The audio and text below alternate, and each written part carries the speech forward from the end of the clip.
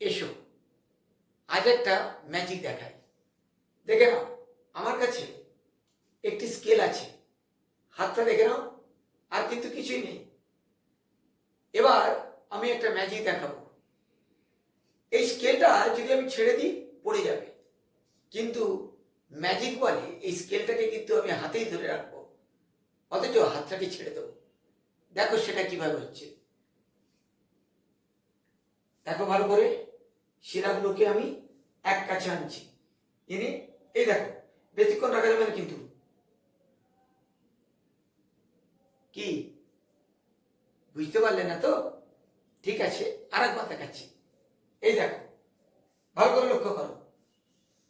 এই দেখো, ছেড়ে দিচ্ছি। এবার দেখো কিভাবে হচ্ছে। এই দেখো কি করেছি, এই যে এইভাবে ধরে রেখেছিলাম। একটা জিনিস, magic is nothing but science. তাই যে কোনো ম্যাজিকের মধ্যেই বিজ্ঞান লুকিয়ে আছে। তাই টুকটাক বলে কিছু নেই।